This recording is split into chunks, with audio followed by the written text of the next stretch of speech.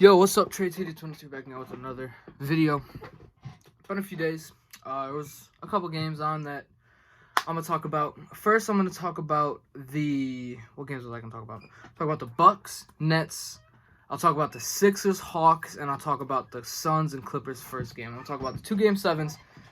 Then I'm gonna talk about this is gonna be. I'm pretty sure this will be a decently long video because I got a lot to talk about. So basically. The 76ers and Atlanta Hawks. No, I'm going to talk about the Bucks and the Nets first. Props to the Bucks. You guys moved on.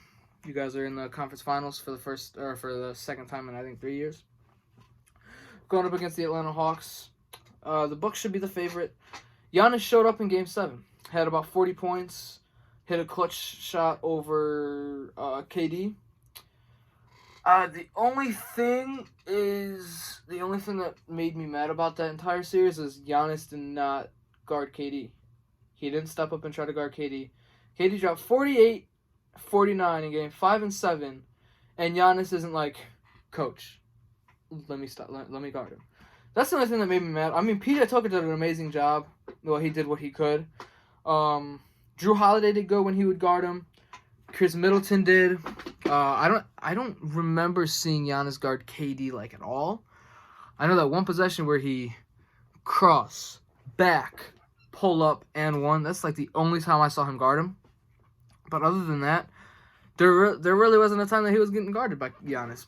That's the only thing that made me mad. You're a defensive player of the year, and the best player in the world right now is dropping 40 plus on you, and you're not gonna step up and guard him. That didn't make no sense. Just like last year in the bubble, I'm not gonna compare this Bucks team to last year's Bucks team because this year's Bucks team would dominate last year's. But if their best player is going off for 40 plus points on you, you have to step up and say, "I got this." You're the defensive player of the year. You're a 2-time MVP and you're a defensive player of the year, and you've been on all defense a few times. You should step up and guard the other team's best player. That's the only thing that really made me mad. James Harden was non-existent pretty much, shooting like 5 of 17 from the field. Durant did everything he could. Joe Harris, he needs to go. You were one of the best 3-point shooting players by percentage for the past couple years.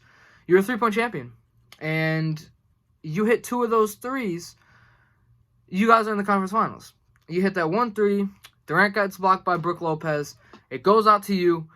You hit that 3. Changes the momentum. You guys go up by 3 instead of it being tied and could change the series. But props to the Bucks. I'm not going to spend too much time on the Nets. Kyrie Irving was injured. James Harden was injured. KD did everything he could. But the Bucks played an amazing series. They went down 0-2. Came back in Milwaukee and took the 2. Then they... Oh, wait. Did they... No. No, then they went down 3-2, went back to Milwaukee, won Game 6 to tie it up, came to Brooklyn and won. Congrats to you guys. You got Giannis, like I said, Giannis stepped up. Drew Holiday and Chris Middleton were terrible, or Drew Holiday was especially terrible during this series. He was good versus Miami. It was not good against the Nets. He could not hit a shot to save his life. Props to the Bucks. I think they have the best chance of winning if they stay healthy. But I'm going to go on to the 76ers and the Philadelphia 76ers and the Atlanta Hawks. Ben Simmons, your point guard, who should have the ball in your hand most of the time, shot 34% from the free throw line. Missed 45-plus free throws. Kawhi Leonard, Chris Paul, Steph Curry, that's just to name a few that did not miss 45 free throws through a 72-game regular season. And you miss it in, what is it? Not even 10 games? In 12 games, actually. In 12 games. And you score 5 points in Game 7? What are you doing? I love Ben Simmons. Great defensive player. Amazing defensive player. Can guard all 5 positions. He locked up Trae Young. But also he had no confidence to shoot a damn ball. He passed up a wide open dunk. Passed it to Matisse Thybulle, who gets fouled and misses a free throw. If you dunk that, the momentum is on your guys' side. I don't remember what the score was, but that gives you guys the momentum. You guys are at home for Game 7 as the best team in the East, and you pass up a spun past, I think it was Trae Young or Danilo Gallinari. Had a wide open dunk and missed. No, he had a wide open dunk and passed out. And then you guys missed a free throw. What are you doing? You need your confidence, and you need to be able to shoot. We've been saying this everyone's been saying this for a couple years now, that they need to shoot. Like, throughout the regular season, they were a really good defensive team. They were a really good offensive team. But the Atlanta Hawks started hacking Simmons, bro. And he shoots 34% from the free throw line? From the free throw line, bro. That's just easy free points, bro. And you have declined every single year. You were almost a 70% free throw shooter at one point. 60, and now you're down to 34? My cousin that doesn't even play basketball can shoot better than that from the free throw line. It's just, Shaq can shoot better than that from the free throw line. LeBron shoots better than that. Giannis shoots better than that. That's very embarrassing for a 6'10 point guard. I'm not even going to talk about the free throws. To pass up a wide open dunk to someone that's not a very good free throw shooter. If it was passing it to Joel Embiid, I could see it because I think he'd power through. But again, you're 6'10", 6'11", 7 feet tall, and you don't just go up and dunk the ball when you're wide open over little Trae Young. Like, I don't understand that. The Hawks played a good game. Trae Young he didn't play good. He was ice Trae. He was very, very cold. But Kevin Huerter came to play. John Collins came to play. Capella played good defense on Embiid. Tobias Harris did not come to play at all this series. The last game, I think it was Game 6, scored 2 points. Or no, it was Game 5, scored 2 points. That won't fly. I think the Sixers will either trade Ben Simmons or Ben Simmons will get his confidence back, and he will start shooting. At least start shooting better from the free throw line. Because if you start shooting better from the free throw line, it'll open up your whole entire game. They will not want to foul you when you drive. They will not hack a Simmons. That'll give you open. That will make it to where they do not want to foul you. Because if you get an and one, that's 3 points that they're giving up.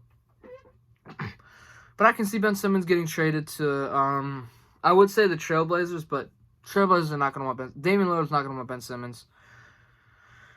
I'm trying to think of a team that could use him. A team that's been kind of bad. The Timberwolves. I can see the Timberwolves taking him. To play that 4. I did get that idea off of a YouTuber. I was listening to his NBA Weekly. It's Pee Wee the Plug. He was talking about the Minnesota Timberwolves trading D'Angelo Russell for Ben Simmons. And like he was saying, Timberwolves fans are going to say no, but you guys need a solid 4, and you guys need a defender. I don't know how that point guard position would work, because I feel like he would play, and that's like perfect because Karl Anthony Towns is the greatest three-point shooting big man of all time. And it's what he needs. I want to talk about the Suns Clippers. I don't think anyone's surprised. The Clippers played 2-3 days ago, and they had to fly into Phoenix a day and a half later to play a playoff game. They only lost by 6. Paul George had a good game. Marcus Morris Sr. is injured.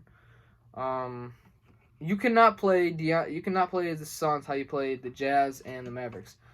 Porzingis is a liability on the defensive side, especially in the paint. Rudy Gobert is not a liability on the defensive side, but on the perimeter he is. DeAndre Ayton isn't. DeAndre Ayton is more athletic. I think he's bigger. And I would go as far as say I would pick DeAndre Ayton over Rudy Gobert or Porzingis.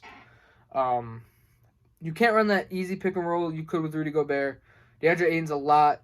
I wouldn't say he's not better defensively, but on the perimeter he is. Could play better perimeter defense. I think he might be quicker.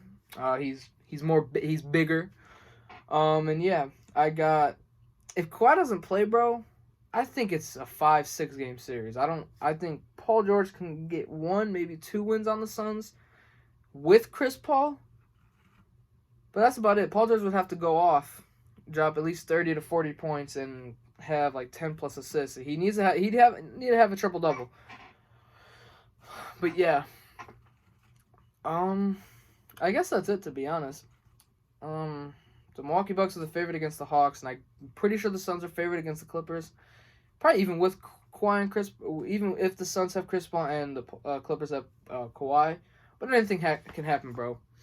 The Nets got eliminated. The Sixers got eliminated. The Lakers got eliminated. The Jazz got eliminated. Those are some of the top teams. I mean, the Lakers were not a top team in the league, but talent-wise, they were because they got LeBron and Anthony Davis. But yeah, anything can happen in this game.